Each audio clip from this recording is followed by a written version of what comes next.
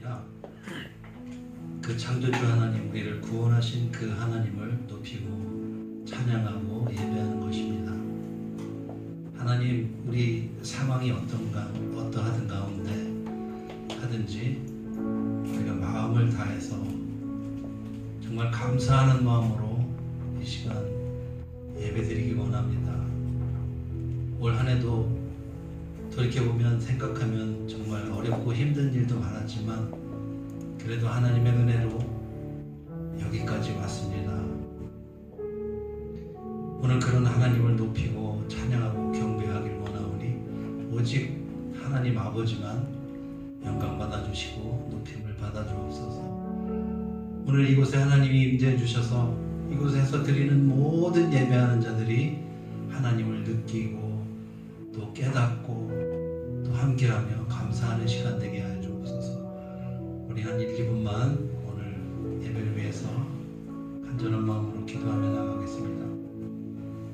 하나님 아버지 감사합니다. 한 해 동안 베풀어 주신 놀라운 하나님의 은혜를 이 시간 찬양하고 예배하고 경배합니다. 순간순간마다 우리를 지키시고 우리가 미처 알지 못하던 그때에도 하나님은 우리와 함께 하셨습니다. 하나님, 이 시간 우리의 마음과 또 생각과 모든 것을 다해서 그 전능하신 하나님 한 분만을 높이고 또 예배하고 경배하길 원합니다.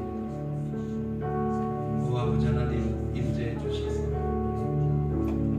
우리의 영광과 또 우리의 자랑을 구하는 것이 아니라 오직 그 크신 하나님 한 분만을 높이고 찬양할 수 있도록 하나님 은혜해 주옵소서.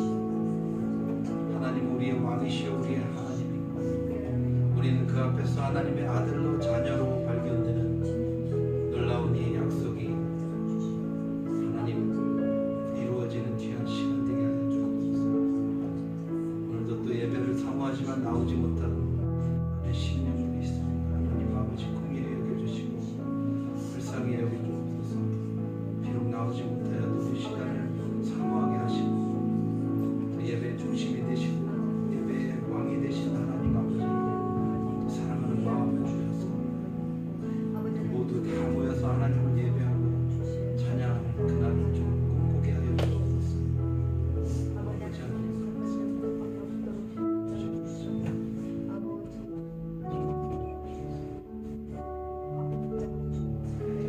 하나님 아버지 감사합니다.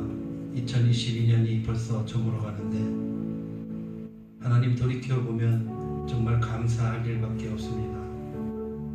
때로는 어렵고 힘들고 나 혼자 핸들할 수 없었던 어려운 상황이 있었음에도 불구하고 또 어떤 때는 내가 미처 알지도 못하는 그 상황 가운데 들어오셔서 우리를 지키시고 보호하셨던 그 하나님의 손길을 이 시간 기억합니다.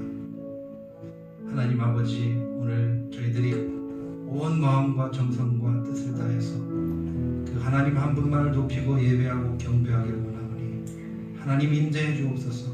하나님 나타내 주옵소서. 하나님이 계신 것을 우리 모두가 깨닫고 오로지 하나님께만 예배하게 하여 주옵소서. 감사를 드렸고 우리 구주 예수 그리스도의 이름으로 기도했습니다. 아멘. 고요한 밤 거룩한 밤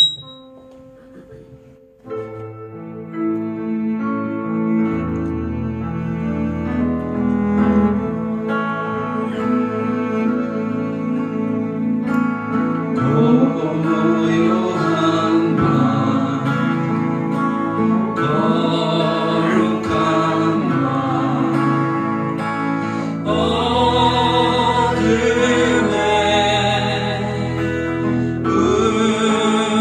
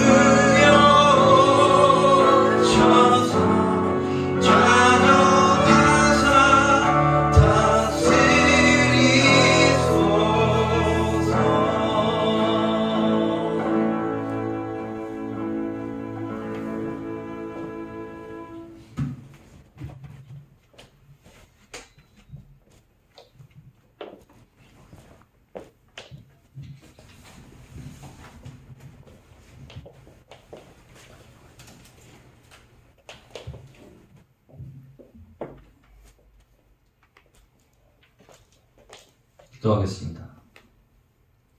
사랑과 은혜가 충만하신 하나님 아버지여, 오늘도 복되고 귀한 날을 허락하여 주시고 저희도 이 자리에 나올 수 있도록 허락하여 주신 하나님의 은혜를 감사드립니다.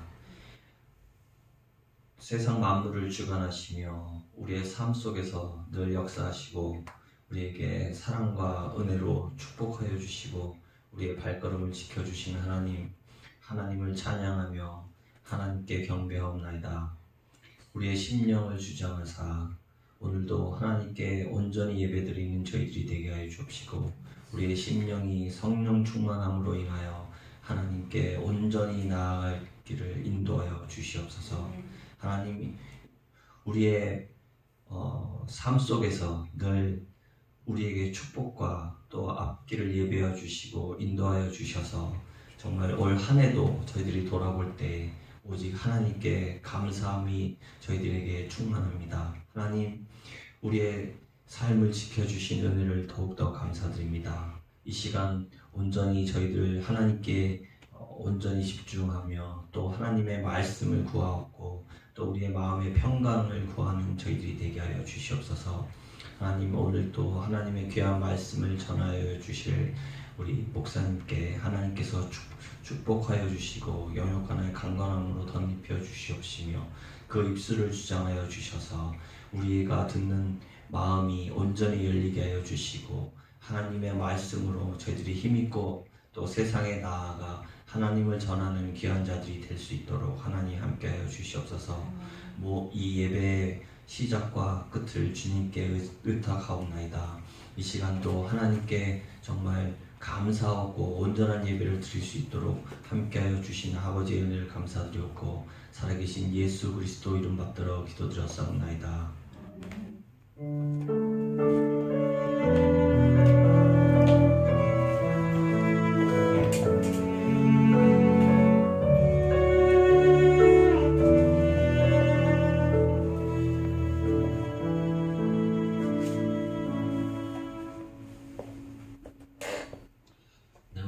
말씀입니다. 신약성경 디모데후서 3장 15절에서 17절 말씀.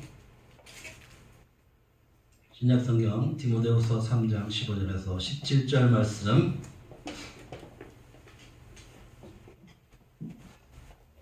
다 같이 한 목소리로 읽겠습니다. 시작. 또 어려서부터 성경을 알았나니 성경은 능히 너로 하여금 그리스도 예수 안에 있는 믿음으로 말미암아 구원에 이르는 지혜가 있게 하느니라. 모든 성경은 하나님의 감동으로 된 것으로 교훈과 책망과 바르게 함과 의로 교육하기에 유익하니 이는 하나님의 사람으로 온전하게 하며 모든 선한 일을 행할 능력을 갖추게 하려 함이라. 아멘. 저희들이 오늘부터 이제 마지막과 12가를 시작합니다. 이제 오늘 그리고 다음 주까지만 하면 이제 정말 2년여의 대장정에 막을 내리게 됩니다. 벌써 구약 성경 읽어서부터 창세기부터 시작한 지가 엊그제 같은데 벌써 이제 끝을 향하여 갑니다. 시작이 반이라는 말이 있잖아요, 그죠?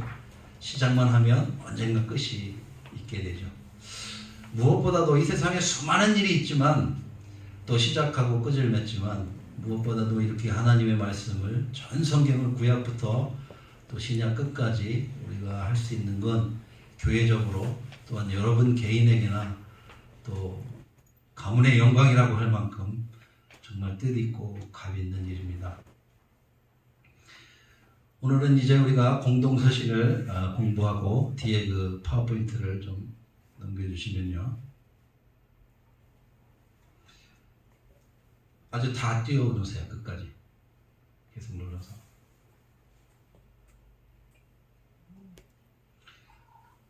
우리가 다 마치고 다음 주에는 우리가 뭘 하려고 했냐면 맨 성경 끝에 있는 요한계시록을 좀 공부하고 그 다음에 오늘 제가 끝날 때쯤 돼가지고 사도행전, 여러분 그거 궁금하잖아요. 사도행전이 끝났는데 거기에 에베소 교회도 있고 무슨 고린도 교회도 있고 투아시아의 교회들이 많은데 그 교회는 어떻게 되었을까 궁금하지 않나요? 그래서 그 터키 일대나 그 그 소아시아 마게도냐 지역에 있던 그 교회들은 과연 어떻게 되었을까? 제가 동영상을 보내드릴 테니까 집에 가서 그걸 다 보시고 우리가 공부했던 거 복습한다 생각하시고 거기에 보면 여러분들에게 하시는 하나님의 메시지가 있을 거예요. 각자 다르겠죠. 교회적으로 주는 메시지도 있을 테고 그걸 여러분들이 가서 한 30분 정도 분량이에요. 그리고 지금도 수많은 사람들이 성지순례를 가면 터키와 그 소아시아 일대 그쪽을 다 탐방합니다. 그래서 여러분들이 직접 가지는 못하지만 그걸 읽으시고 보고 사도행전 우리가 정말 오랫동안 공부했는데 그걸 확인하시기 바랍니다. 자, 우리가 교재를 피면요 12과 마지막 제목은 과연 뭘까요? 12과 제목 한번 펴서 읽겠습니다. 열방 제국 무너지고 죽임 당한 어린 양은 영원히 진짜리시고. 그렇죠. 네. 열방 제국은 무너지고 이 열방 제국은 어딜까요? 당대 세계 최고의 강력한 제국 로마 제국이죠. 그러나 하나님의 어린 양이신 그 예수님의 통치는 영원하다는 것이 이제 마지막과의 제목입니다. 그리고 이 마지막과는 어떤 그 범위가 있냐면 그 밑에 보면 공동서신이라고 되어 있고 야고보서, 유다서, 베드로 전후서, 히브리서, 요한 1서, 2서, 3서 그 다음에 요한계시록까지 이렇게 되어 있습니다. 여러분이 앞에 그 화면을 보시면요 신약이 총 27권으로 되어 있잖아요. 그런데 이걸 3개, 4가지로 큰 카테고리로 나누면 역사서, 그 다음에 바울서신, 서신은 이제 편지죠. 그 다음에 공동서신, 그것도 편지고 예언서 이렇게 돼 있어요. 계시록도 사실은 편지예요. 그러면 신약성경은 이 사복음서와 사도행전을 빼놓으면 다 편지인 거예요. 편지. 근데 편지도 구분을 하면 바울이 13권의 총 서신서를 썼어요. 그것이 여기에 나와 있는 서신이고 우리가 10가의 서신을 배웠고 지난주에는 옥중에서 로마 1차 감옥대 수감되었을 때 쓴 그 서신서가 있죠. 우리가 일컫는 옥중서신. 우리 뭔지 기억나나요? 옥중서신. 뭐가 있죠?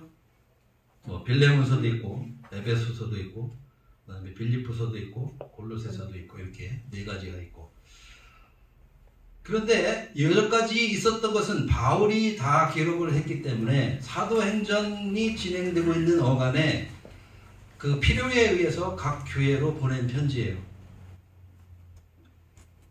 그런데 이제 마지막 나와 있는 이 하나 둘 셋 넷 다섯 여섯 일곱 여덟 8개의 공동서신은 편지이긴 하지만 각 교회에 보낸 것이 아니라 어떤 지역이나 어떤 상황에 의해서 모두 다 같이 읽을 수 있는 그런 편지인 거예요. 특정 대상이 아니라. 그래서 우리는 그것을 공동서신이라고 합니다. 그래서 오늘은 이 8권의 공동서신을 간략하게 살펴보고 마지막으로 이제 신약성경을 모두 정리하면서 오늘 디모데 후서 3장 15절에서 17절 말씀을 우리가 읽고 그러면 우리는 과연 어떻게 살아야 할 것인가? 올해가 다가고 내년에 우리는 또 새해를 맞을 텐데 우리는 어떤 각오로 하나님 앞에 또 그리스도인으로 살아갈 것인가를 생각해보는 시간을 갖겠습니다. 자, 맨 오른쪽에 보면 공동서신이 있는데 첫 번째는 여기 순서가 쫙 나와 있는데 여기서 순서는 중요하지 않아요. 이 바울서신 뒤에는 순서가 되게 중요했죠.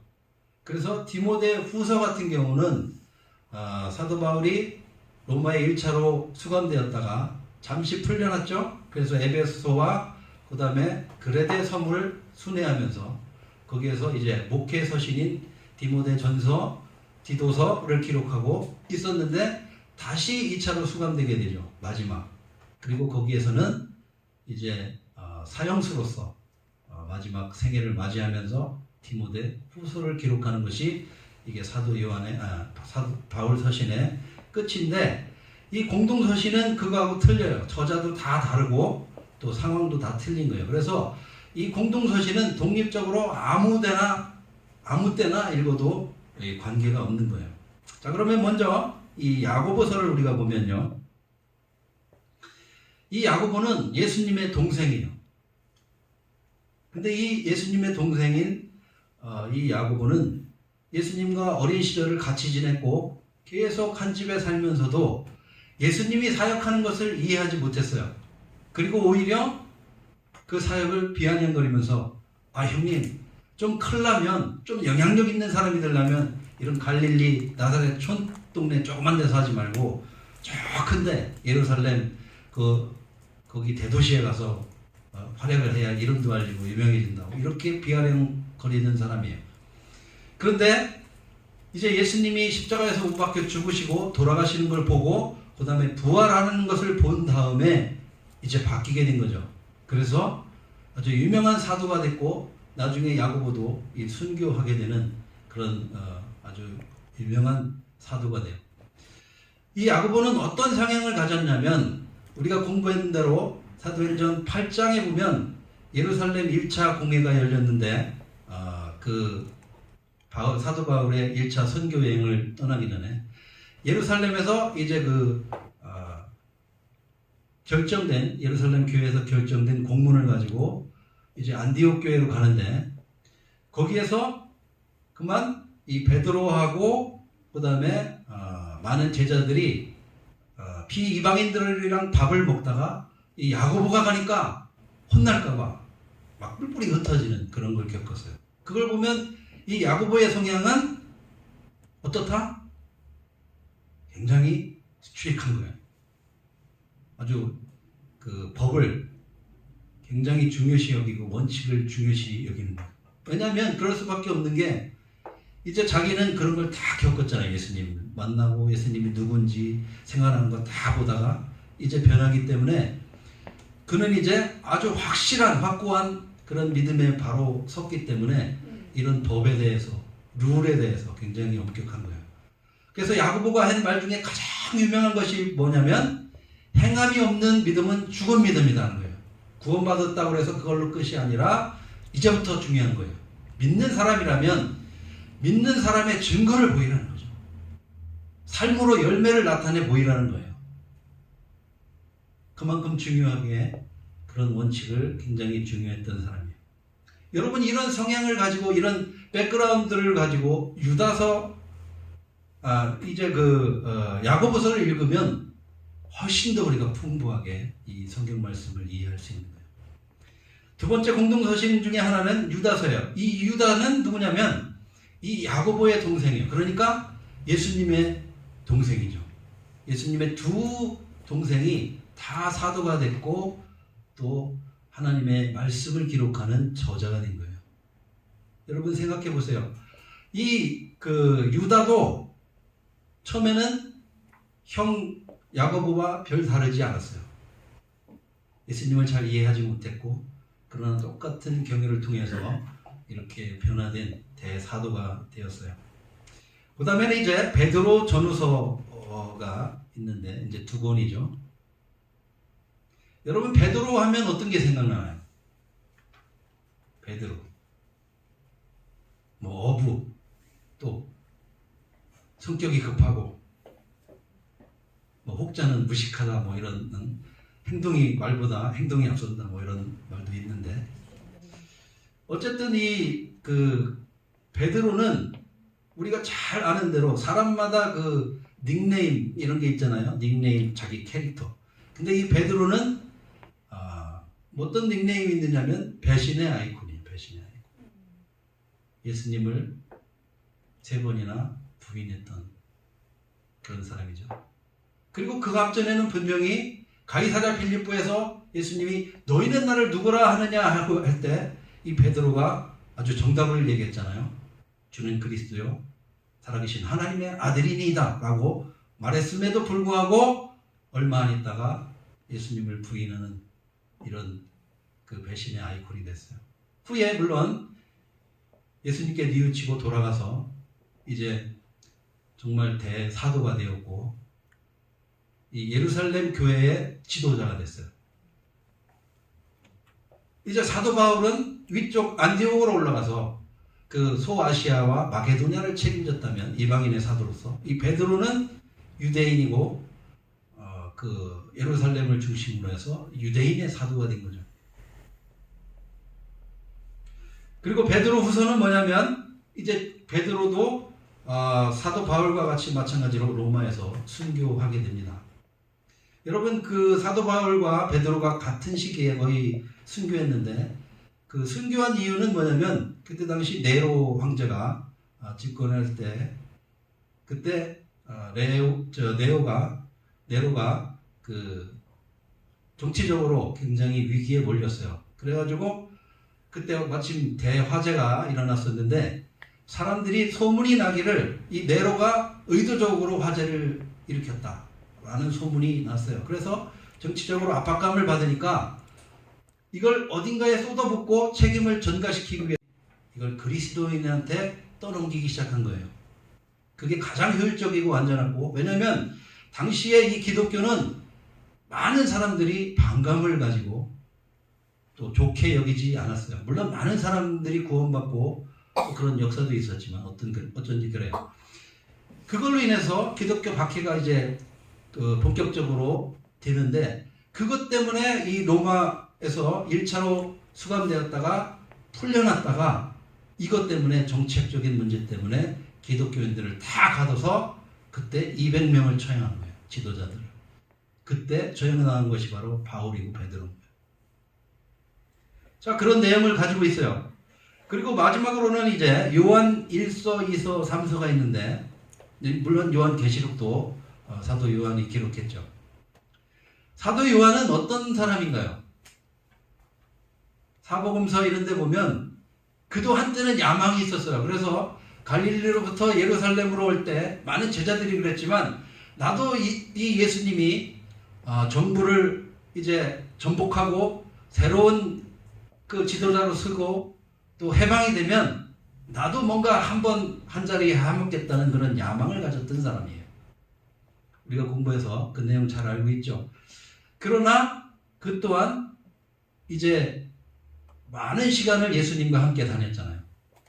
포도나무에서도 포도나무 설교도 들었고, 다락방 설교도 들었고, 수많은 기적과 이적과 이런 것들을 많이 겪으면서 어느덧 그 마음속에는 예수가 했었던 말, 예수가 했었던 그 생각과 행동, 이런 것들이 그대로 그의 마음속에 자리 잡아서 예수님이 죽고 난 다음에는 그게 그대로 반영이 돼요. 그래서 나중에는 이 사도 요한에게 별명이 하나 생겨요. 그게 뭘까요? 사랑의 사도. 사랑의 사도. 그냥 툭 건드리면 사랑이 나오는 거예요. 뭐 때문에? 예수님과 함께 다니면서 그걸 배운 거예요. 그래서 이 요한의 결론은 뭐냐면, 이 요한 1서, 2서, 3서의 결론은 뭐냐면, 내가 그동안 여러 가지를 통해서 보기도 하고 듣기도 하고 구약 말씀도 보고 다 했는데, 내가 아무리 봐도 아무리 생각해도 예수는 하나님인 것이 맞다. 그게 결론이에요. 자, 이런 내용을 보게 되면 우리가 공동서신을 이제 쉽게 읽고 또 알 수가 있게 되는 것입니다. 자, 그러면 여기에 보면 이제 쭉 바울서신서부터 해가지고 공동서신서까지 해가지고 우리가 간단하게 리뷰를 했어요. 여러분, 이 내용을 읽어보면 이렇게까지만 우리가 공부를 하고 읽어도 여러분들이 이전 읽던 성경하고는 정말 틀리고 또 다르게 느껴져요. 사도 요한 같은 경우는 그 사랑의 말, 그 자기가 이렇게 되기까지 쉽지 않았겠죠. 여러분들도 예수님을 누군가에 의해서 소개받고 내가 그를 받아들이고 나의 구주로 또 섬기고 이렇게 살아가면서 많은 시행착오와 실수와 또 어떤 때는 믿는 것 때문에 핍박을 당할 때도 있고, 또 무시하고 멸시를 받기도 하고, 어떤 사람들은 그 믿는 것 때문에 집안에서 쫓겨나기도 하고 매를 맞기도 하고, 이런 수많은 과정을 통해서 자신만의 그 구원의 아름다운 보물 같은 그런 간증이 쌓인 거 아니겠어요? 그래서 이런 저자들의 상황을 우리가 이해하면 훨씬 더 하나님의 말씀을 읽을 때 굉장한 도움이 됩니다. 그리고 히브리서 같은 경우는 주제가 뭐냐면 구약서부터 계속 이어져 나왔던 그 성전에서 드렸던 제사, 그 제사에서 드렸던 그 제물 드렸던 그 제물이 이제 예수님이 오셔서 단번에 그 완벽하고 완전한 제사를 드렸다. 그것이 이 히브리서의 주제예요. 여러분, 그렇다면 이제는 우리가 다 성경을 간략하게 이 뼈대는 다 공부한 거예요. 이제 다음 주에는 이제 요한계시록을 공부할 텐데, 요한계시록은 뭐냐면 이제 이 기독교는 본격적인 네로를 시작으로 해서 핍박을 받게 돼요. 아까도 200명이 처형됐다고 그랬는데 수많은 사람들이 화형을 당하고 또 산채로 화형을 당하고 목베임을 당하고 수많은 그 순교자들이 나와요. 그리고 초기에는 어떤 그 교회가 두 가지 직면한 그 어려움이 있었는데, 이 외적으로는 그런 핍박 때문에 굉장히 힘들었고, 그 내부적 안쪽으로는 뭐냐면 이 이단 사상 때문에 굉장히 또 힘들었던 거예요. 왜냐하면 그 영지주의라고 해가지고 이런 거 다 필요 없다, 가짜라는 거예요. 오로지 구원받으려면 우리가 제시하는 그 지식, 그거가 중요하다는 거죠. 그거를 잘 이해하고 깨달아야 구원을 받는다는 이 영지주의 이단. 그리고 삼위일체 때문에 또 굉장히 어려웠어요. 그래서 초기에는 120년간을 이 삼위일체 그것 때문에 힘들었고, 후에는 400년 동안, 무려 300년, 400년 동안은 이 예수님에 대해서, 예수님이 어떻게 사람인 하나님이 어떻게 땅에 와서 인간이 됐냐 이거예요. 거짓말이라는 거죠. 성육신했다는 것이 믿어지지 않는다. 그래서 예수님이 이 땅에 온 건 가짜다, 착각이다, 환상이다, 뭐 이런 걸로 시작해가지고 굉장한 어려움을 겪었던 것이 이런 내용이에요. 그래서 우리가 읽은 이 공동서신에는 이런 것들이 다 나와 있어요. 아까 그 바울 서신은 예루살렘이 아닌 그 안디옥서부터 시작해가지고 소아시아, 마게도냐 그쪽으로 다 영향을 미쳤지만, 그러면 예루살렘이 어떻게 됐겠어? 이런 사람들에 의해서 지금 나와 있는 공동서신의 저자들이 활약을 하고 있었던 그런 거가 되는 거죠. 그래서 동시에 저쪽 위에 소아시아, 예루살렘 두 군데서 이렇게 사역이 진행됐다는 것을 볼 수 있습니다. 자, 그러면 오늘 읽었던 디모데후서 3장 15절 17절을 통해서 이제 우리는 어떻게 하나님의 말씀이 우리 앞에 주어졌는데 우리는 어떤 마음과 자세로 이 땅을 살아내며, 또한 우리는 어떤 하나님으로부터 사명을 받았는지, 우리의 책임은 뭔지, 우리가 앞으로 살아갈 그 방향 길은 뭔지를 한번 생각해 보기로 하겠습니다. 아까도 이야기했다시피 이 디모데훈서는 이 사도 바울이 1차 수감됐다, 잠시 풀려났다가 그 다음에 목회서신을 쓰고 다시 2차로 재수감됐을 때, 그때 사형수로서 마지막 기록한 것이 이 디모데후서예요. 그러니까 여기에는 어떻게 했어요? 분위기가 산하겠죠. 죽음의 분위기가 몰친나고 아주 비장한 이런 거가 있겠죠. 근데 여기에 나와 있는 이 디모데는 누구냐면, 여기 한번 보세요. 본문을 15절 보면, 또 어려서부터 성경을 알았나니 성경은 능히 너로 하여금 그리스도 예수 안에 있는 믿음으로 말미암아 구원에 이르는 지혜가 있게 하니라, 이렇게 되어 있어요.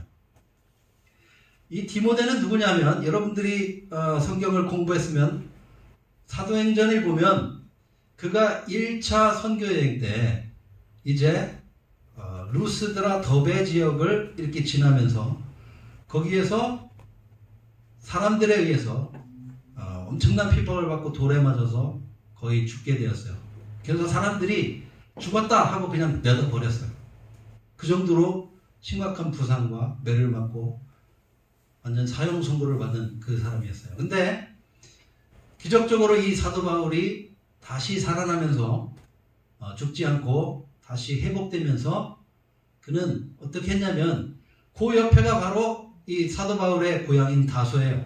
우리 같으면 이제 완전 오만정이 다 떨어질 거 아니야. 아무리 좋은 일을 우리가 했다 하더라도.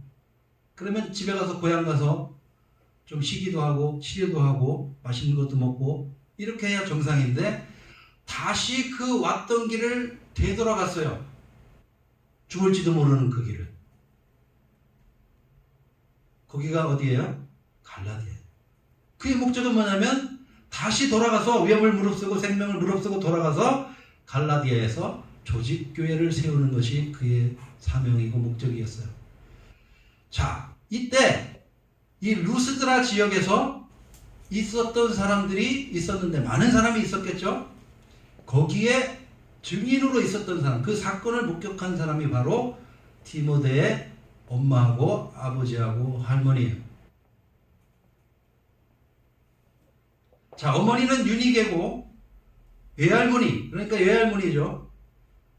외할머니는 노이스예요.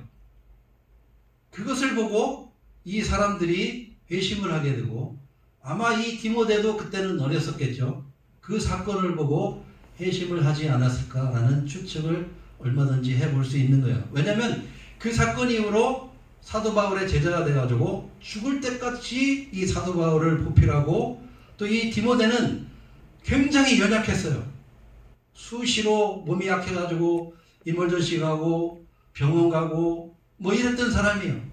그래서 오죽하면 이 사도 바울이 조금씩 건강을 위해서 이 포도주를 조금씩 먹어라 할 정도로 이렇게 연약했던 사람이 이 디모데예요.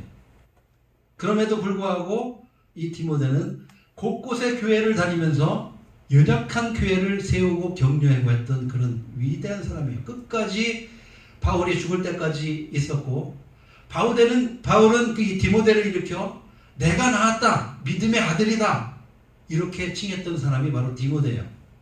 그리고 그가 이제 로마 감옥에서 형장의 이슬로 죽기 직전에도 이 로마서를 보면 내가 죽기 전에 그 아들 디모데를 한번 꼭 다시 만나고 죽고 싶다라고 할 만큼 디모데는 그에게 엄청난 중요한 인물이었어요. 그래서 여기 15절에 어려서부터 성경을 알았나니라는 것은 물론 그 모친 유니게와 외조모 로이스로부터 믿음의 계보를 받고 또 그 놀라운 사건을 목격함으로 인해서 예수님의 제자가 되었지만 때가 중요한 거죠. 때가. 어떤 사람은 이렇게 굉장히 신앙의 그 어머니 아버지 또는 부모로부터 영향을 받기도 하고 어떤 사람은 이제 뭐 늦게 믿기도 하지만 어쨌든 이 때는 그만큼 중요한 거예요. 우리가 믿으면 우리 하나로 끝나는 것이 아니라 내 자손 천대 만대까지 그 복이 흘러가고 믿음의 계보가 이어지고 그래서 아브라함의 아들 이삭의 하나님 야곱의 하나님 이렇게 쭉 내려가잖아요. 그게 우리의 소원도 마찬가지인데 우리의 소망도 이 바울이 디모데를 낳은 것처럼 우리도 계속해서 전도하고 이 복음을 전하고 해서 믿음의 자손을 우리를 통해서 우리는 내 자녀를 통해서 우리 가문을 통해서 우리 교회를 통해서 계속 이렇게 낳고 낳는 은혜와 역사가 있기를 원합니다. 또 두 번째는 15절에 보면 뒤에 보면 이 성경은 어떤 기능이 있느냐면 후반절에 보면 그리스도 예수 안에 있는 믿음으로 말미암아 구원에 이르는 지혜가 있게 하느니라. 이 성경은 가장 큰 기능 중에 하나가 이 복음, 구원의 은혜가 있는 거예요. 우리가 이 하나님의 말씀이 없었다면 예수 그리스도가 누군지 알며 어떻게 구원을 받는지 어떻게 알겠어요? 이것이 하나님의 말씀을 통해서 우리가 유일하게 알 수 있는 거예요. 그러니 하나님의 말씀은 얼마나 중요하고 얼마나 복된 소식이고 얼마나 감격스러운 것인지 몰라요. 그런데도 불구하고 우리는 그동안 하나님의 말씀인 이 성경을 함부로 하고 또 그렇게 중요하게 생각하지 않고 가까이 하지 않았어요. 제가 유대인의 회당을 한번 가보니까, 견학을 옛날에 학교 다닐 때 가본 적이 있었는데, 거기에는 토라라고 해서 이 두루마리 이 토라를 벌써 예배하기 시작 전에 보면 큰 함 스페셜 그런 스토리지에서 딱 꺼내가지고 둘이 가가지고 그 토라를 완전히 그 하나님 같이 떠받고 나와요. 물론 그것은 하나님이 기뻐하시는 일은 아니에요. 왜냐하면 그걸 하나님처럼 여기면 또 그것 또한 우상이죠. 그러나 그만큼 우리가 공부해야 될 것은 그 종이인 하나님의 말씀을 하나님 자신으로 여기는 그런 아름다운 마음과 신앙의 자세는 우리가 배워야 되잖아요. 우리는 어떻습니까? 수많은 사람들이 제가 보니까 한 절반 이상은 이 성경책을 트렁크 뒤에 이렇게 던져놔요. 그래가지고 한 1년, 2년 되면 어느덧 세기반하고 한 30년 장로님이 읽던 성경책까지 돼요. 바깥 모습은. 그러나 안에는 깨끗해요. 새 책이에요. 우리가 그런 모습을 성경을 통해서 또 성경을 대하는 자세가 우리가 그래요. 그래서 요한복음 2장 31절에는 요한복음을 쓴 그 성경을 기록한 이유가 다음과 같다고 이렇게 고백합니다. 오직 이것을 기록함은 너희로 예수께서 하나님의 아들 그리스도이심을 믿게 하려 하며 또 너희로 믿고 그 이름을 힘입어 생명을 얻게 하려 함이니라.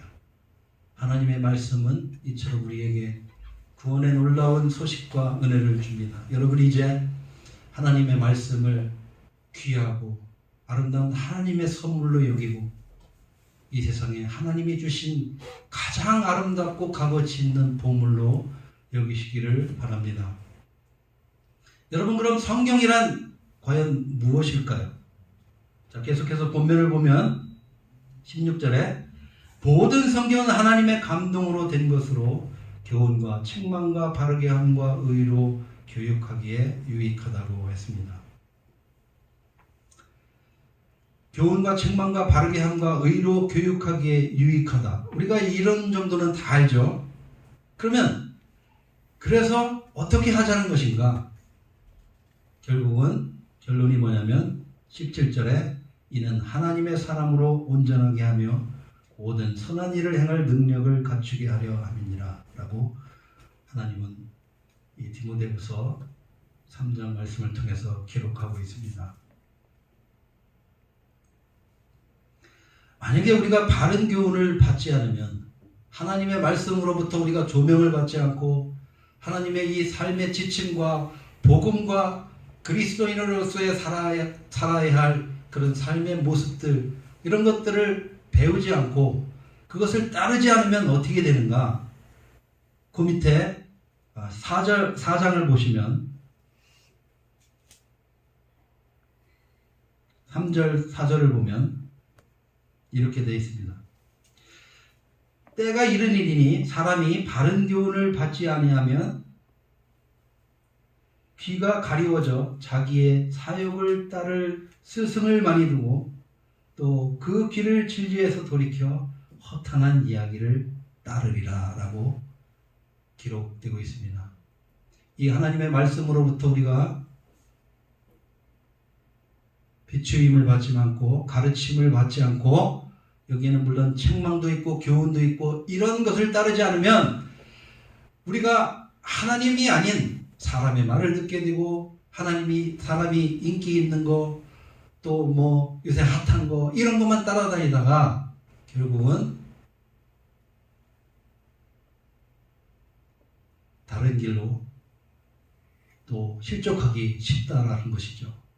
그래서 하나님의 말씀은 우리에게 119편 시편에서는 119편 105절에서는 어떻게 기록하고 있느냐면 하나님의 말씀은 내 발이요 등이요 내 길의 빛이니이다 라고 기록하고 있습니다.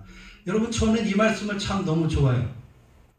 제가 시골에서 오래 살았는데 시골에서 제일 무서운 게 뭐였었냐면 저는 또 살면 꼭 찻집에 살았어요. 그래서 친구들이랑 마을에서 막 놀다 보면 어느덧 해가 확 넘어가요. 그래서 놀 때는 너무 좋은데 물론 한 5분이면 집에 오는데 그 길이 너무나 무서워요. 빛 하나 없고 캄캄한데 또 옆에는 뭐냐면 조그만 산이 있는데 공동묘지예요. 그 길을 오는 게 너무나 힘들고 그 5분, 2분, 3분 길이 너무나 이게 길어 보이는 거예요. 한 뭐 10km, 1시간, 2시간 거리 같이. 그래서 마음을 졸이고 막 하다가 무슨 쿵 하는 소리가 나는 줄 막 가슴이 철렁하고 막 지리게 되죠. 지리게 돼요. 요새 말로 지리게. 그런데 어딘가 저기서 불빛이 와요. 우리 부모님이 안 오니까 플래시라이트를 가지고 오시는 거예요. 그 불빛만 보면 저 멀리서 봐도 이제 살았다. 그때부터 이제 하나도 안 무서운 거죠. 그랬던 기억이 많이 납니다. 이 하나님의 말씀도 이와 같다는 거예요. 여러분, 이 험난한 세상, 이 어두운 세상을 우리가 살아갈 때 하나님의 말씀은 그것을 비추는 등불인 거예요. 반대로 말하면 그 등불이 없으면 우리는 실족하게 되고 넘어지고 자빠지고 깨지고 상처받고 이렇게 될 수 있다는 거죠. 그래서 하나님의 말씀은 우리를 이끄는 등불이라고 그랬어요. 주의 말씀은 내 발의 등이요 내 길의 빛이니이다. 여러분, 저는 이 말씀을 너무 좋아해요. 그 비유도 그렇고, 여러분 말씀하면 이 이미지를 한번 생각해 보세요. 아, 말씀은 빛이다, 등불이다.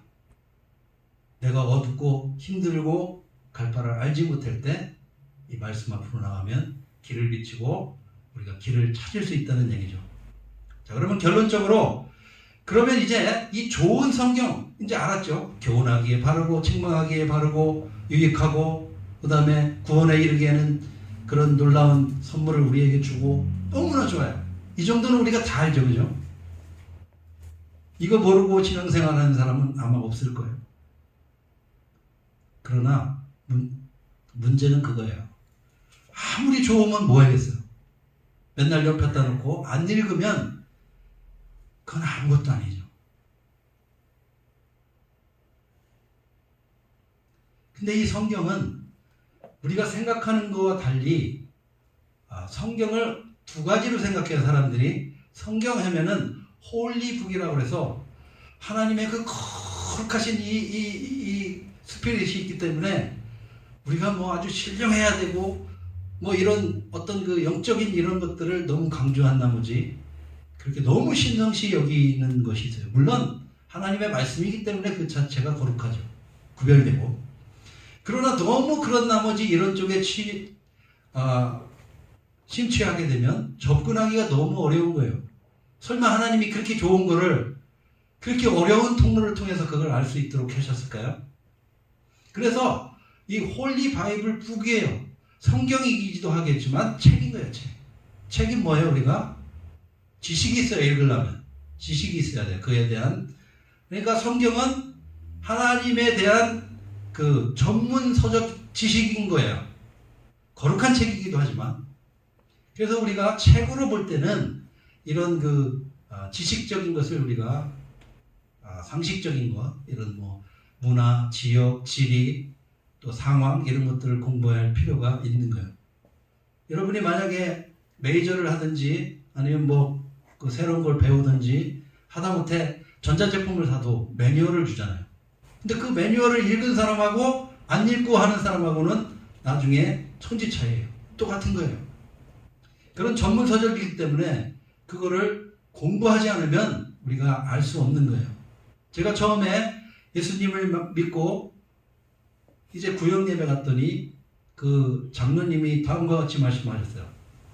이 성경은 하나님의 그 거룩하신 책이기 때문에 우리가 다 알 수 없고 알려고도 하지 말아야 하는 거예요. 긴 시간이 걸려도 우리가 하나님이 알려주시는 만큼 알면 되고 너무 거기에 그렇게 해서 이렇게 뭐 노력한다고 되는 게 아니라고 이렇게. 물론 그 장로님이 말한 거는 나름대로 의미가 있겠죠. 그건 제가 10분 이해해요. 근데 나중에 생각해 보니까 그게 아니에요. 만약에 그렇다면 우리는 하나님이 그렇게 좋은 선물을 줬는데 정말 이만큼밖에 모르고 하나님이 우리를 얼마나 사랑하는지 이 구구절절 여기에 보면 전부 그 마치 사도 요한이 어디를 펴도 사랑이 나와요. 어디를 파도 이 사랑이 나오는 것처럼 다 그런데 우리는 그걸 정말 모르고 굉장히 손해를 보는 거죠. 그래서 이 성경은 전문적인 그 목사나 또 소정의 교육을 받은 사람들로부터 지도를 받아야 되는 거예요. 안내를 받아야 되고 어떻게 읽어야 되는지, 어떻게 묵상을 해야 되는지, 어떻게 기도해야 되는지 이런 모든 것들이 필요한 거예요. 그런데 우리가 가만히 이 교회를 한번 우리 모든 교회를 이렇게 제가 한번 리서치를 해본 적이 있는데 그거에 대해서 너무 소극적이에요. 마치 한 1, 2년, 3, 4년 되면 자동으로 우리가 알아지는 것 같이 그렇게 취급하는 것이 교회에 다반사라는 거죠. 만약에 그런 흐름으로 계속 간다면 5년, 10년, 20년, 30년 돼도 우리가 알지 못하네. 그래서 똑같은 하나님인데도 이 사람은 이렇게 말하고 저 사람은 저렇게 말하고 그런 결과가 나오는 거죠. 그래서 저희 교회는 이런 것을 좀 넘어서 우리가 교인으로서 하나님의 자녀로서 적어도 하나님의 말씀이 어떤 건지, 하나님이 어떤 분인지 내가 스스로 하나님의 말씀을 읽고 거기서 하나님을 발견할 수 있는 사람이 될 때까지 우리가 최선을 다해서 도움을 주고 함께 세워져 나가려고 합니다. 그리고 또 기도는 또 어떻게 해야 되는지, 또 믿음의 사람은 어떻게 살아야 되는지 이런 것들을 함께 고민하며 나아가기를 원합니다. 그래서 이런 전문적인 지식, 책으로서의 면에서 보면 지도하는 사람이 있어야 된다고 이렇게 말씀드렸는데 사도행전 8장 26절 31절에 보면 아주 굉장히 좋은 예가 나오죠. 이 이디오피아 내시가 오늘 예루살렘의 순례객으로서 예배를 드리러 갔다 왔어요. 너무나 좋았겠죠. 그 분위기하며 사람들이 하나님을 높이고 찬양하는 거 하며 뭐 수많은 곳에서 모든 사람들이 모여서 하나님을 찬양하고 예배하는 거. 그래서 너무 은혜를 받고 이제 돌아가는 길에 그가 마차를 타고 이제 어떤 구절이 생각났겠죠. 그래서 이사야서, 우리가 그 구약성경 이사야서를 딱 폈어요. 그래서 어떤 구절을 읽었는데 모르겠는 거예요. 그래서 지나가다가 이 빌립이, 물론 성경에 보면 하나님이 성령을 통해서 빌립한테 가서 어디로 가서 그 사람을 만나라고 물론 인도한 것은 우리가 다 알고 있지만 어쨌든 거기에서 이 빌립이 이디오피아 내시를 만나서 보니까 뭘 열심히 읽고 있는 거예요. 뭘 읽느냐고 했더니 내가 성경을 읽는데 이사야서를 읽는데 읽고 있다고 그러니까 무슨 내용인지 아냐고. 그랬더니 그 이디오피아 내시가 다음과 같이 이야기합니다. 사도행전 8장 30절 빌립이 달려가서 선지자 이사야의 글을 읽는 것을 듣고 말하되 읽는 것을 깨닫느냐 하니까 31절 대답하되 지도해 주는 사람이 없으니 어찌 깨달을 수 있느냐 하고 빌립을 청하여 수레에 올라 같이 앉으라 하니라. 여러분, 이 짧은 본문이 굉장한 것을 우리에게 말해주고 있는 거예요. 이렇게 지도해 줄 사람이 없는데 어찌 그것을 깨닫느냐.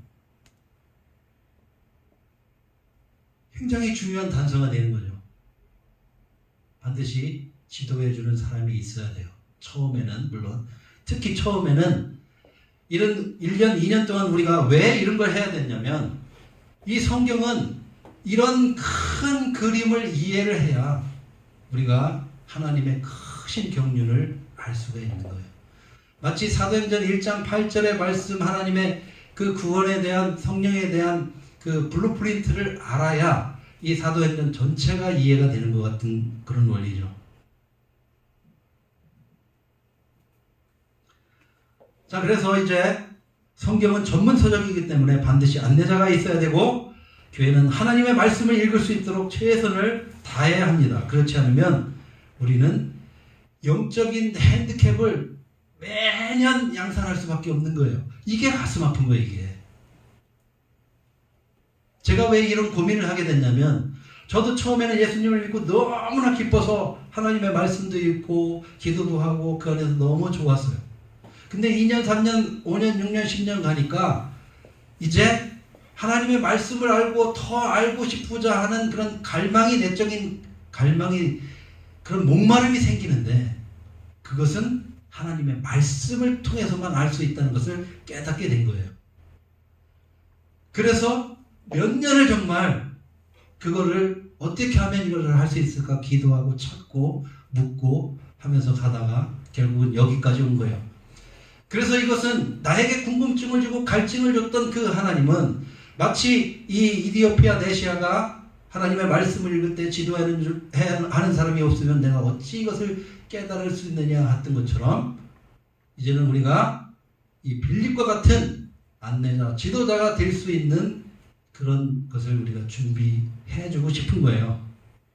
그래서 여러분들이 이제 교회에서 제공하는 이 스케줄에 여러분들이 시간을 들이고 또 물질을 들이고 마음을 들이고 해서 한 몇 년 가겠죠. 힘들겠죠. 시간을 투자하고 해서 여러분들이 이번 기회에는 아까 때가 중요하다고 했잖아요. 반드시 이 하나님의 말씀을 읽는 것을 여러분들이 완전히 배워서 그것으로 끝나지 않고 또 전하는 저와 여러분이 됐으면 좋겠습니다. 여러분 그 4장 2절을 한번 보면요, 다음과 같이 기록하고 있습니다. 너는 말씀을 전파하라. 때를 얻든지 못 얻든지 항상 힘쓰라. 범사에 오래 참음과 가르침으로 경책하며 경계하며 권하라. 다시, 너는 말씀을 전파하라. 때를 얻든지 못 얻든지 항상 힘쓰라. 범사에 오래 참음과 가르침으로 경책하며 경계하며 권하라. 나 혼자만 그 말씀을 알아서 내 지적인 욕망과 그 영적인 갈증만 해소되면 그걸로 끝나는 것이 아니에요. 말씀을 전파하라는 거예요. 그 기쁨을, 소망을 나누라는 거예요. 생명을 나누고 하나님의 은혜를 나누고 구원의 진리를 나누고. 왜냐하면 이 세상에는 수많은 사람들이 이 놀라운 복음의 생명의 소식을 모른 채 어둠 가운데 있다는 거예요. 여러분, 이 말씀을 제가 너무나 사랑하는 이유는 뭐냐면, 제가 예수님을 믿고 교회를 나가기 시작했는데 예수님이 담임 목사님이 이 말씀을 하는 거예요. 그때는 뭔지도 몰랐어요. 그러나 나에게 꽂힌 건 뭐냐면, 때를 얻든지 못 얻든지 전하라. 이 말씀에 꽂힌 거예요. 그때 저는 어떤 상황에 있었냐면, 저는 구원받고 하나님을 만나고 구원받은 그 기쁨에 너무나 즐겁고 행복했는데, 덜컥 내 어머니가 걱정되고 우리 집안이 걱정되고 이제 그것이 오히려 나에게 짐이 되고 고통이 되고 그러기 시작했어요. 그랬을 때 이 말씀이 들려왔어요. 그래서 아무것도 모르고, 그게 뭐 신학적으로 뭔지도 모르고, 때를 얻든지 못 얻든지 전하라고 그랬다. 그래서 무작정 전화를 해가지고 어머니한테 이야기를 한 거예요. 뭐 복음을 전했겠어요? 교회 가시라고, 예수님 믿으시라고. 딱 그 얘기밖에 안 했어요. 그랬더니 우리 어머님이 뭐라고 하셨을까요? 그때 당시 한 70 정도 시골 노인분인데, 아유 그래 아들아, 네가 이제 정신을 차렸구나. 그랬을까요?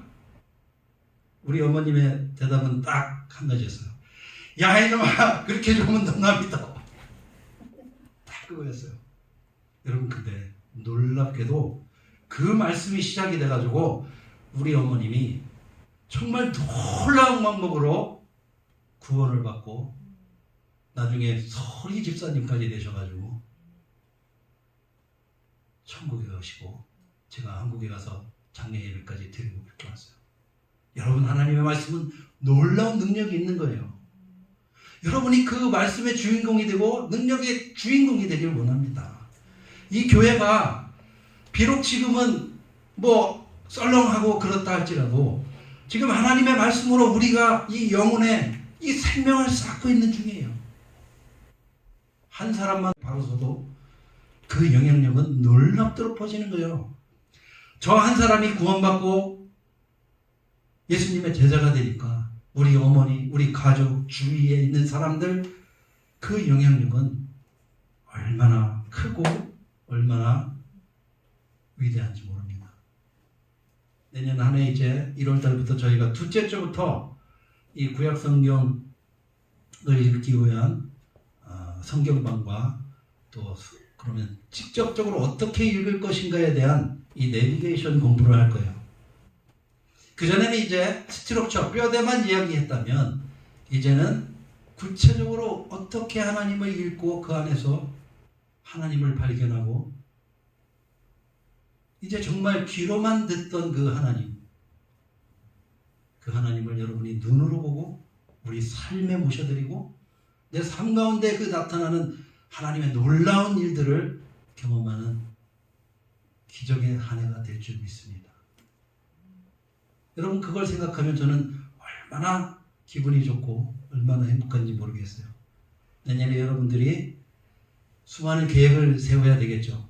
뭣도 하고 해야 되지만 가장 먼저 우선순위로 이 하나님의 말씀을 읽는 거, 또 어떻게 읽어야 되는 거, 그걸 이제 상세히 가르쳐주고 여러분들과 함께 할 테니까 여러분들이 이 귀한 이 교회의 이런 그 행사에 여러분들이 꼭 참여하고 또 옆에 있는 사람들 저 사람은 꼭 이거 했으면 좋겠다 생각되는 사람들 또 기도해 주시고 또 우리 교회 꼭 안 다녀도 예배 시간이 아니라 엑스트라로 하는 거니까 함께 공부할 사람이 있으면 같이 와서 하길 바랍니다. 그래서 내년에는 우리가 이걸 한번 해보려고 그래요.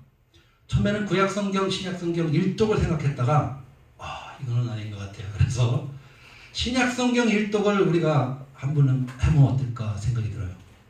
그 대신에 구약성경을 베이직을 잘 설명을 해줄 거예요.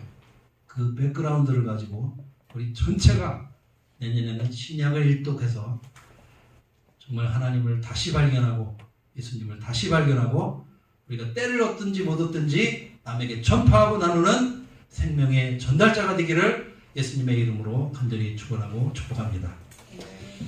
우리 다 같이 하나님을 찬양하고 또 기도하고 마쳤으면 좋겠습니다.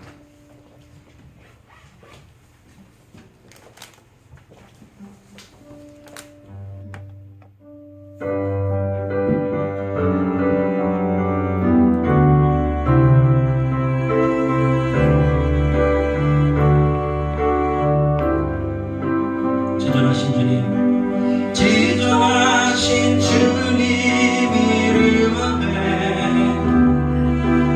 모두 무릎 꿇고 다 경배해.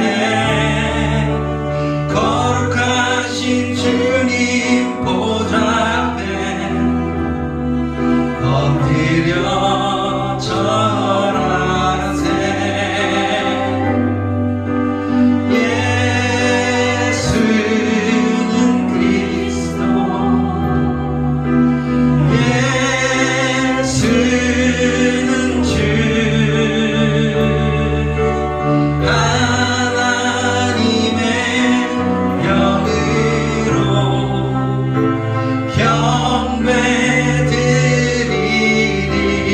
지존하신 주님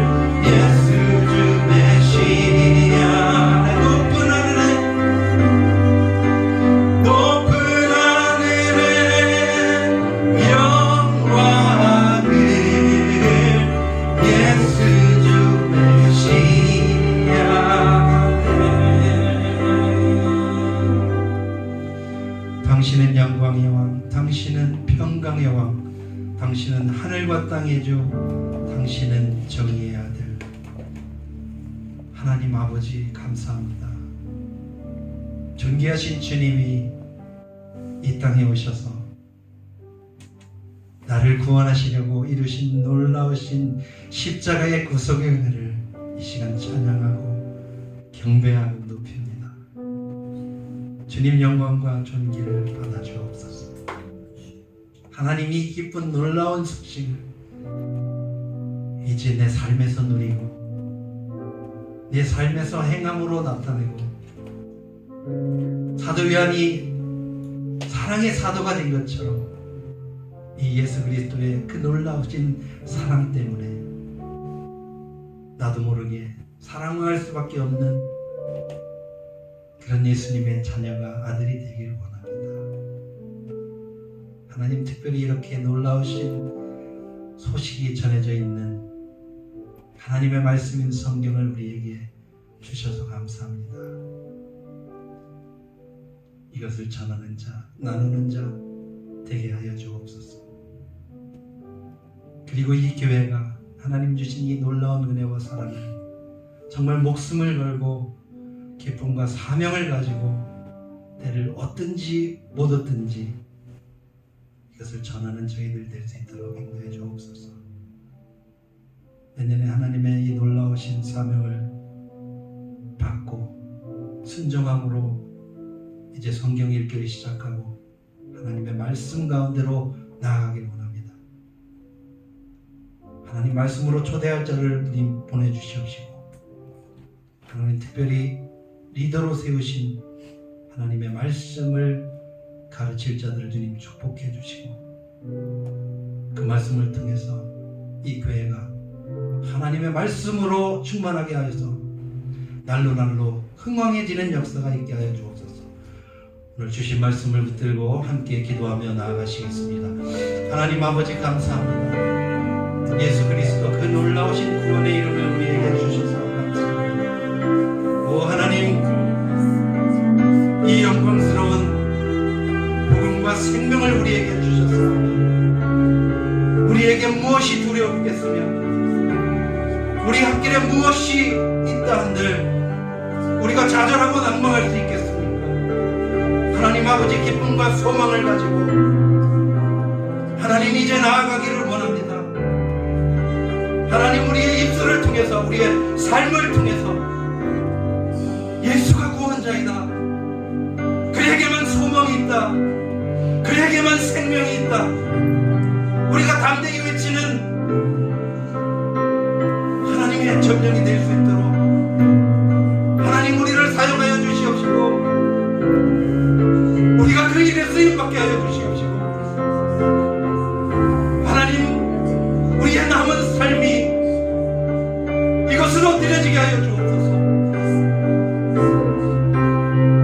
하나님 사도 바울이 디모데후서에서 자기가 이제 조금 있으면 죽어가는 그 절박한 상황에서 디모데에게 이렇게 소망의 편지를 쓰는 이 아름다운 마음과 소망을 우리도 품게 하시고 하나님 더 늦기 전에 모든 문이 닫히기 전에 우리의 마음과 영혼을 열어서 이 놀라운 복음을 전하는 저희들이 되게 하여 주시옵시고 하나님 저희 교회가 되게 하시고 오직 예수 그리스도만이 우리의 삶의 전부입니다. 하나님의 지는 저희들 되게 하여 주옵소서. 하나님 이제 내년에 시작되는 이 하나님의 말씀을 읽는 이 거룩한 몸짓을 주님 보시옵소서. 하나님 말씀을 잔치로 초대해 주시고 이 말씀이 흥황하게 하시고 이 말씀을 통해서 오직 하나님만이 예수 그리스도만이 존귀하게 되시기를 원합니다. 하나님은 왕이십니다. 예수 그리스도는 우리의 구원자이십니다. 내년 한 해 우리가 목놓아 이것을 외치고 기쁨의 소망을 가지고 이 생명의 말씀을 전하는 저희들이 될 수 있도록 인도하여 주시고 축복해 주옵소서. 하나님 이 땅에 전하는 자가 없어서 외치는 자가 없어서 교회는 다니고 예배는 드리지만 하나님이 위대한 하나님의 진리를 알지 못해서 하나님의 말씀 잔치로 하나님의 그 천국에 초대하지 못하는 하나님 많은 눈먼 자들을 향해서 우리가 먼저 그 눈을 뜨게 하시고 하나님 전하는 안내자가 되게 하여 주옵소서. 하나님 여기 예배드리는 하나님의 자녀들 한 사람 한 사람을 축복합니다. 하나님 이들을 통해서 하나님의 놀라운 구원의 은혜를 역사를 이루어 주옵소서. 하나님 이들의 가문을 통해서 이들의 자녀를 통해서 하나님 이들이 속했던 모든 공동체 이웃 가족 가문을 통해서 하나님의 이 놀라운 은혜가 넘쳐날 수 있도록 하나님 인도하여 주시고 축복해 주옵소서.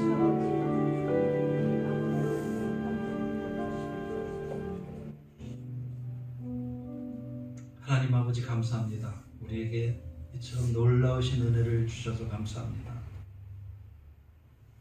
하나님, 저희가 무엇이 간데 이토록 아름다운 은혜를 주시고 아름다운 소망을 주시고 천국의 소망을 주셔서 장차 베드로의 고백했죠. 이후로는 의의 면류관이 우리를 기다린다고 하셨던 그 사도 바울의 믿음과 신앙과 고백을 이 시간 떠올리고 그것이 우리의 자랑이 되게 하시고 우리의 보증이 되게 하시니 감사합니다. 하나님 여기에서 예배드리는 사랑하는 주님의 자녀들 하나님 헛되이 이 자리에 부르시지 않았음을 고백합니다. 이들을 통해서 하나님의 그 높고 위대한 말로 당할 수 없는 그 사랑을 받고 전하는 주님의 아름다운 발걸음들이 다 될 수 있도록 인도하여 주시고 축복해 주옵소서. 하나님 여기에 예배드리는 자들을 주님 축복해 주시옵시고 이 땅을 살아가는 동안 예수가 그리스도여 나의 주님인 것 때문에 어떠한 환난과 어려움 앞에서도 기뻐하고 즐거워할 수 있도록 하나님 인도해 주시고 축복해 주옵소서. 이제는 우리 구주 예수 그리스도의 크신 은혜와 하나님 아버지의 놀라우신 사랑과 성령님의 감동감화 충만하심이 이제는 이 놀라우신 하나님의 주신 아름다운 선물 하나님의 말씀을 존귀하게 여기고 이제 이것을 읽고 마음에 새기고 우리의 삶이 예수의 사랑으로 넘쳐날 수 있도록 하나님 인도해 주시며 이들을 통해서 놀랍도록 번져나가는 하나님의 복된 소식과 사랑이 이제로부터 영원히 함께하기를 예수님의 이름으로 간절히 축복하옵나이다. 아멘.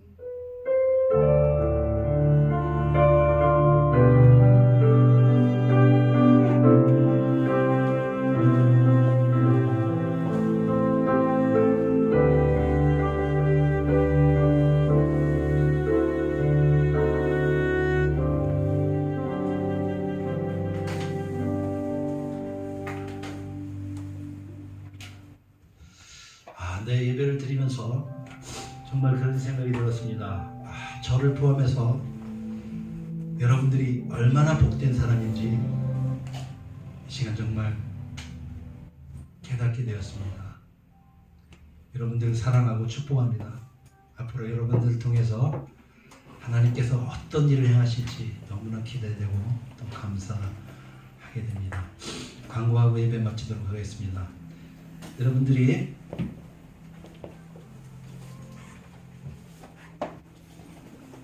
내년에는 제가 약장사 또 아닌데 좀 책장사를 좀 하려고 합니다. 여러분 이 성경방하고 이 읽기 내비게이션을 여러분 꼭 한 사람도 빠짐없이 여러분 일주일에 1시간만 투자하면 여러분 인생이 바뀌고 그걸로 끝나는 게 아니에요. 여러분 자자손손 천대만대까지 이 놀라운 하나님의 은혜가 전수될 것입니다. 꼭 조인하셔서 하나님의 이 놀라운 선물을 그저 받기만 하지 마시고 누리고 또 나누는 여러분이 됐으면 좋겠습니다. 오늘 예배 마치고 나서 5시에 로덴 장로교에서 전 목사님 그 제자들이 크리스마스 공연을 합니다. 저도 갔으면 좋겠는데 저희 교단에서 오늘 송년회를 해서 저하고 전도사님 가정은 거기에 참석하게 됩니다. 남은 여러분들은 꼭 같이 가셔서 축복해 주시기 바랍니다. 그리고 수요일 날이 원래 전 목사님 생신인데 오늘 건강 때문에 못 오셔서 다음 주에 우리가 함께 생일 파티하고 또 축복하는 시간 가졌으면 좋겠습니다. 그리고 24일 날 크리스마스 이브 날은 저희들이 여기 모여서 해마다 저희가 연례 행사를 합니다. 예수님의 그 성탄의 기쁨도 나누고 또 한동안 한 해 동안 힘들게 살았고 또 승리하신 모두에게 또 기쁨으로 잔치를 하는 시간을 갖습니다. 그때 오셔서 여러분들이 작은 선물 준비해 갖고 오셔서 서로 나누고 또 게임도 하고 또 맛있는 음식도 먹고 즐거운 한때를 지내시기 바랍니다. 그리고 여러분들이 생각할 때마다 오늘 하나님이 주신 이 놀라우신 그 소식을 성경 읽기 또 복음 전하는 이 일 우리 교회가 감당할 수 있도록 또 저와 여러분들이 감당할 수 있도록 매일 정말 죽기 살기로 기도해 주시기 바랍니다. 자, 오늘 예배 모두 마치도록 하겠습니다. 축복하고 사랑합니다. 감사합니다.